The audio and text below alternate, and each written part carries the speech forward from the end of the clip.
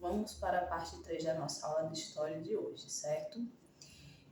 Dando continuidade, né, a uma informação importante que o livro de história de vocês traz lá na página 31, que eu comecei a ler no vídeo anterior e foi cortado, né?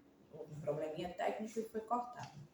A gente falava sobre a questão do Brasil português, né? Os portugueses no Brasil, né? E quando o Brasil ficou independente, passou a ser o Brasil dos brasileiros, né? Realmente o Brasil passou a ser nosso, né? O povo brasileiro. E eu falei também da importância, né, do povo português, né, aqui, do quanto eles trouxeram, né, da cultura, dos conhecimentos deles para cá, né? O quanto eles foram importantes na formação da sociedade brasileira, do povo brasileiro em si. Então, tem uma informação interessante que é o seguinte: a divisão territorial em municípios também é herança dos portugueses, assim como muitas danças, festas, instrumentos musicais, brincadeiras e formas de cultivar a terra. Olha só, a gente passa lá para a página 32 também, que já foi a relação entre colônia e metrópole, né? A gente já debateu, né, algumas coisas nos vídeos anteriores, certo? Mas assim, que é importante, a gente já falou o conceito de colônia, né? Mas o que é metrópole? Né? Metrópole era a função que Portugal exercia sobre o Brasil, ou seja, era o país dominador, né? Era o país mãe, o país que mandava na colônia, né? Chamava-se metrópole, certo? No nosso caso, nós éramos a colônia e Portugal era a metrópole, era quem mandava no Brasil, naquela época, antes da independência, antes de 1822. Então, eu passo a fazer a leitura do texto, né, do livro de vocês, até porque os outros dois vídeos já trouxe assim, já bastante informação, então agora a gente vai fazer uma leiturinha rapidinha para a gente fechar esse tempo, tá bom? Aí diz assim: no período da chegada dos portugueses ao território brasileiro, o nome que se dava aos reinos colonizadores era metrópole. Assim era Portugal era a metrópole e o Brasil a sua colônia. Mas por que havia tanto interesse desses países em ter colônia? Pergunta interessante, né? Porque a metrópole obtinha da colônia riquezas que a mesma não produzia. No caso do Brasil, essas riquezas foram várias. Lembram que eu falei? Extração de madeira, que era principalmente o pau-brasil, extração de minérios, que era principalmente o ouro, né? Mas haviam também a extração de pedras preciosas, além das aves e outros animais e diversos produtos agrícolas, né? Tem até uma brincadeira, né, que se fala, que eu não sei se é um fundo de verdade, né, que o rei de Portugal, na época de Dom João VI, gostava muito de frangos. Ele apreciava muito os frangos, as galinhas, os frangos. Eles viviam aqui no Brasil como se fossem, não eram cultivados, né, como criados, nem cultivados, né? Cultivado é planta.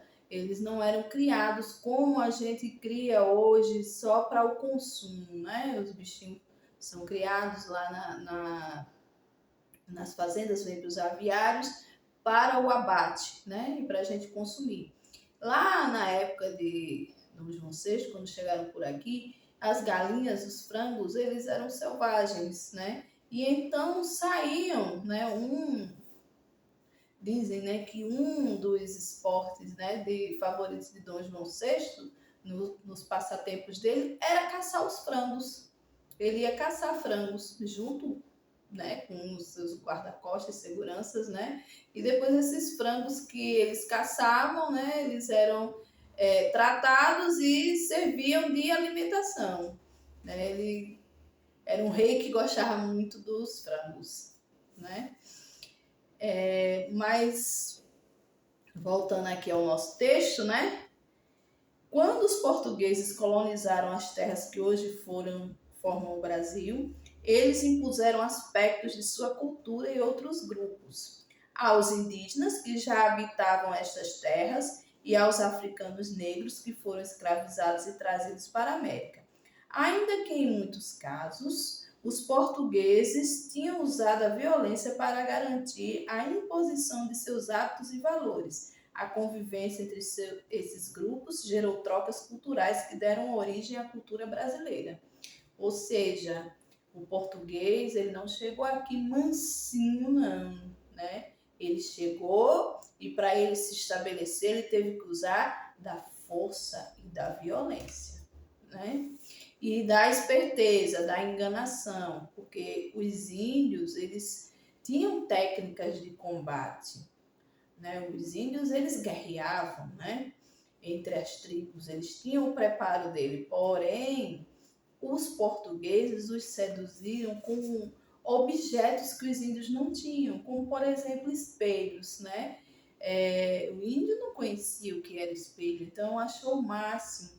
Então, o português o presenteava, né? Presenteava os índios com espelhos, pentes, né? E com isso eles iam conseguindo a confiança dos índios, enganando eles, né? Fazendo com que eles acreditassem, né? Que os portugueses eram bons, inclusive os índios os chamavam de homens bons, porque recebiam presentes, né?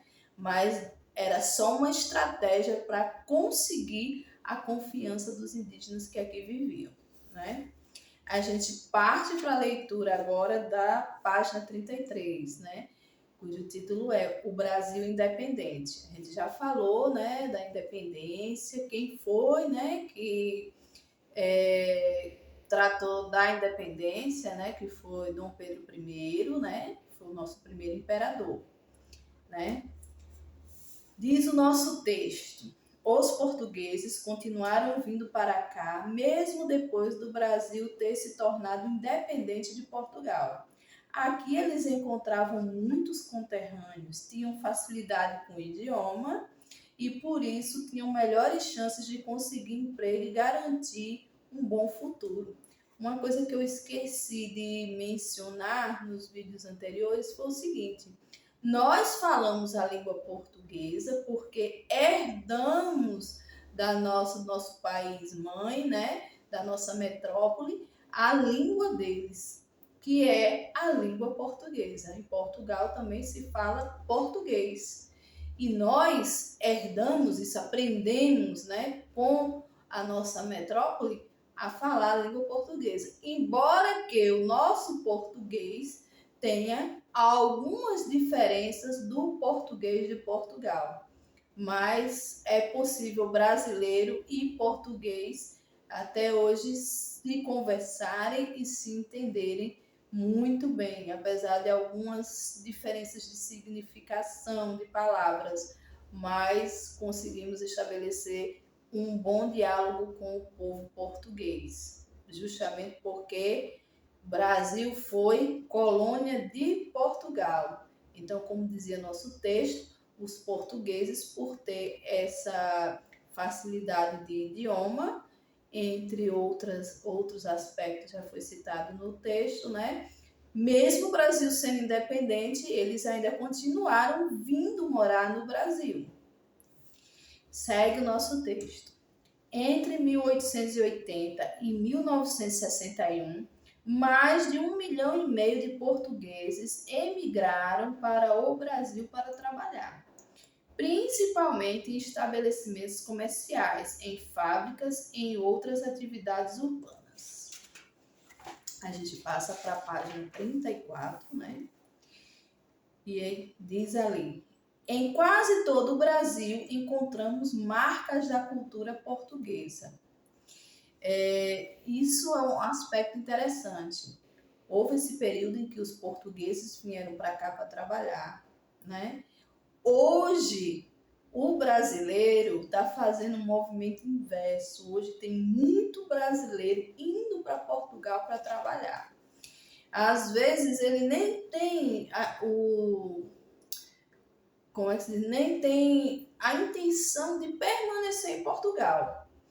Mas Portugal está muito próximo de outros países europeus, como Espanha, França, né? Que às vezes, até a Alemanha, que às vezes é o objetivo final desses brasileiros. Então, como Portugal tem uma facilidade em questões diplomáticas para se conseguir o visto de permanência da União Europeia, muitos estão migrando para Portugal, passando lá o período de 5 anos, que inclusive o Brasil está num tratamento diplomático para reduzir esse tempo, né?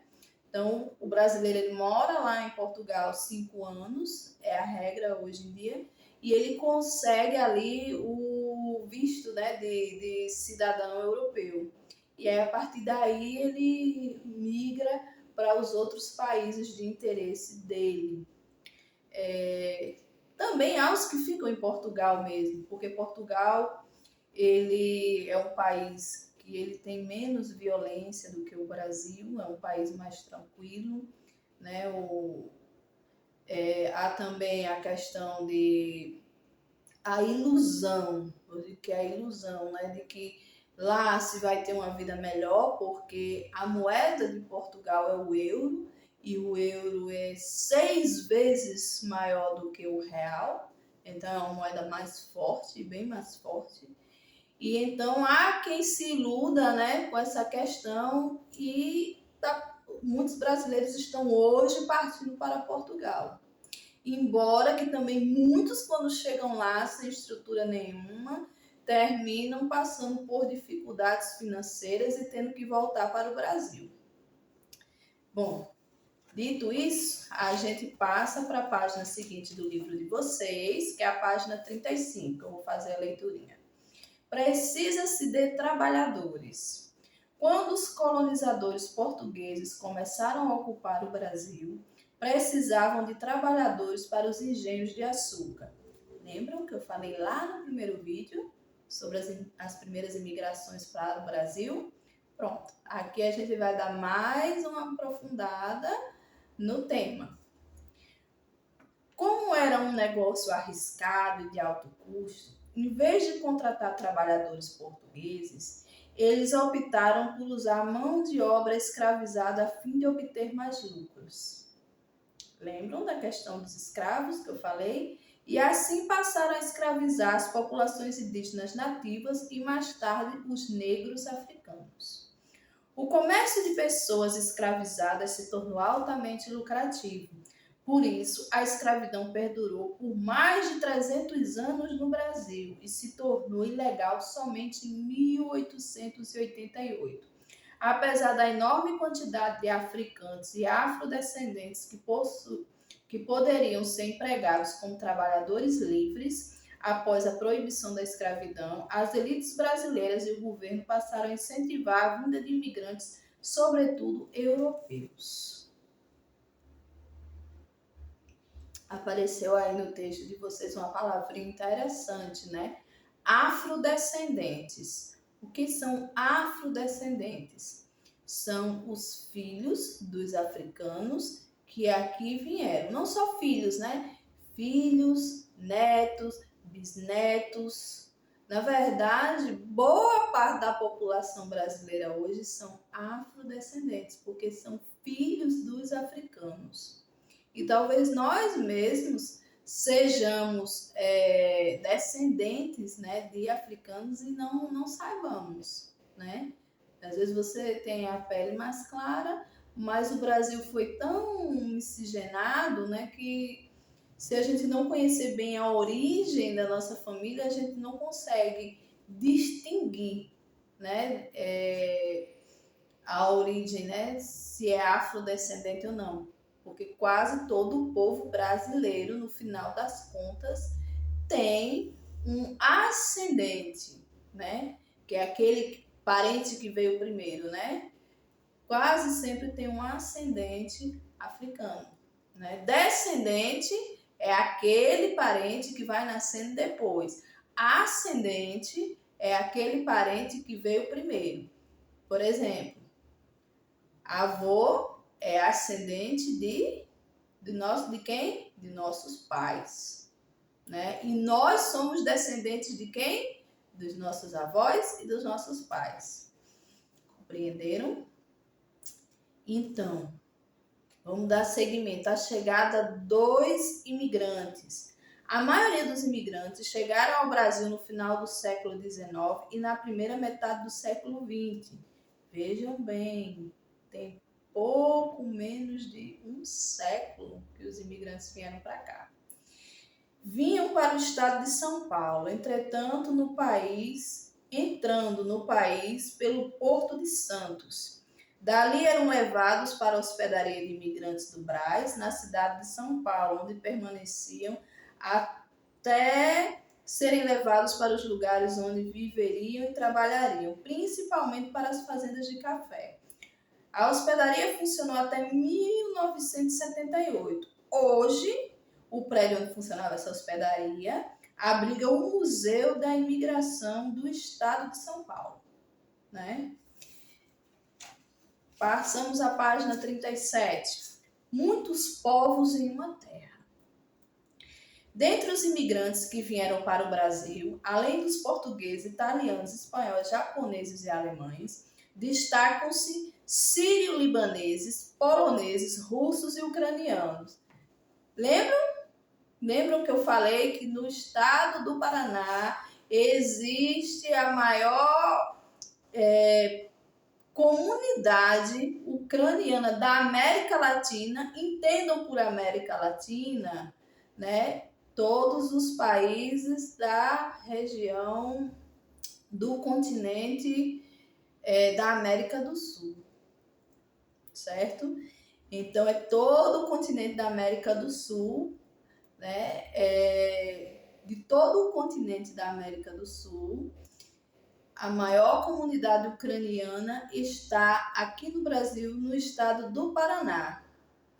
Inclusive, eu deixei até um videozinho, deixei o link de um videozinho que não foi produzido por mim, né? Mas que é um pequeno documentário sobre essa cidade, lá no Paraná.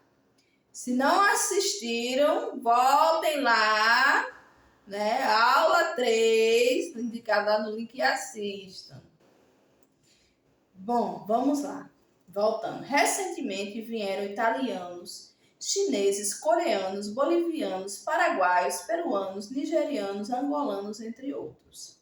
Os italianos vieram para as fazendas de café no estado de São Paulo e para as colônias agrícolas no Rio Grande do Sul e em Santa Catarina, onde cultivavam uvas para a fabricação de vinho e criavam porcos. Atraídos pelo trabalho nas novas indústrias que se formavam, principalmente indústrias têxteis e alimentícias. Indústria têxtil é o quê? Indústria que produz tecidos. Muitos deixaram o campo e foram para a cidade entre o final do século XIX e o século XX. Alguns abriram pequenos negócios.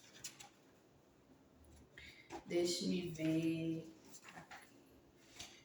Lá na página 38, acompanhe comigo. Os alemães estabeleceram-se principalmente no Rio Grande do Sul e em Santa Catarina como pequenos proprietários de terras. Foram também para São Paulo, para o Rio de Janeiro e para o Espírito Santo. Os imigrantes de origem sírio-libanesa dedicaram-se especialmente ao comércio, assim como os chineses e os coreanos fazem hoje. Hoje, no Brasil, nós temos muitos imigrantes chineses, principalmente no estado de São Paulo. Essa migração ela é até recente, começou a partir dos anos 90 e se intensificou muito nos anos 2000.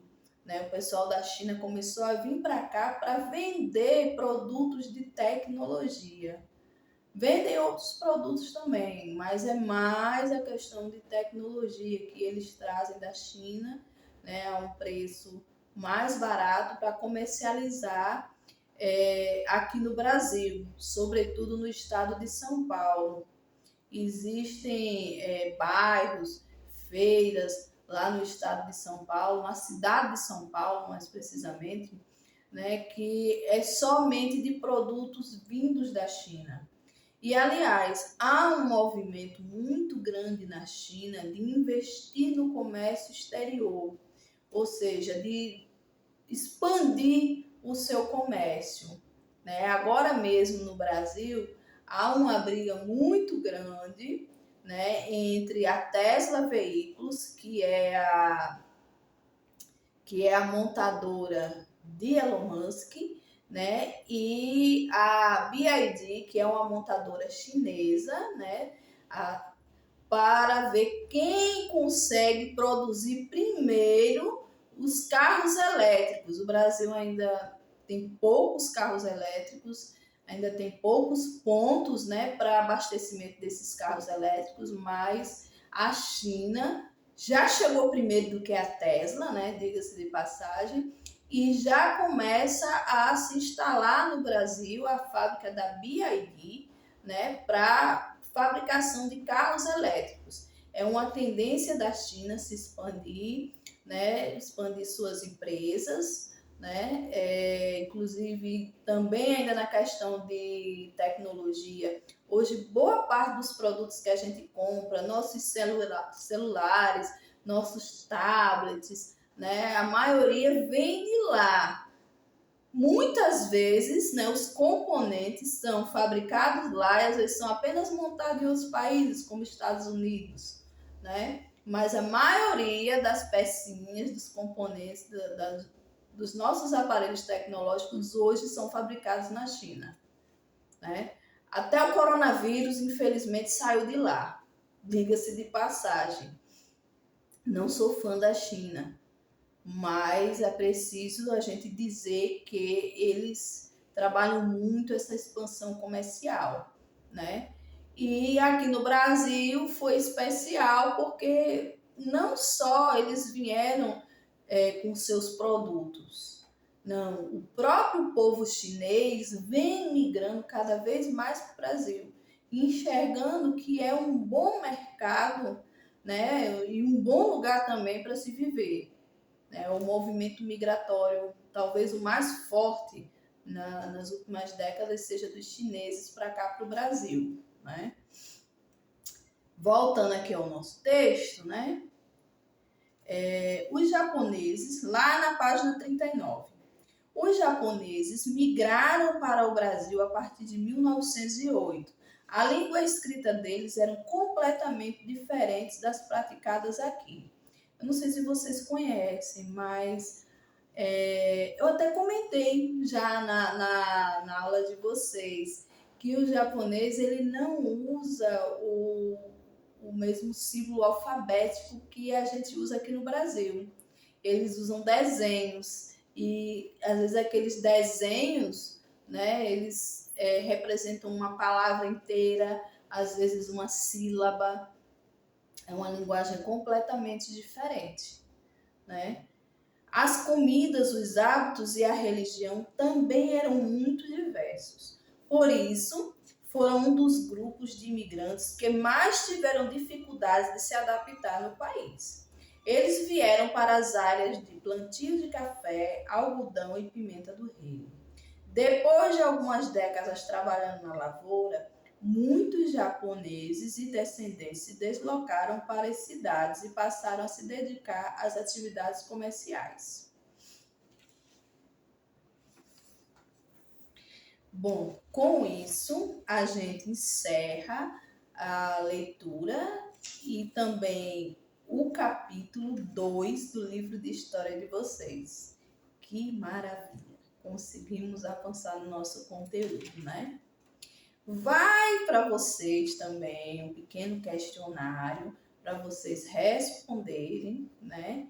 E esse questionário ele vai ser avaliativo, tá bom? Então, não percam de responder o questionário. Vai naquele formato do Google Forms, tá bom? Tchau, tchau. Até próxima semana. E que Deus nos abençoe, que volte a ser o ensino presencial, porque eu estou morrendo de saudade de vocês. Tchau, tchau.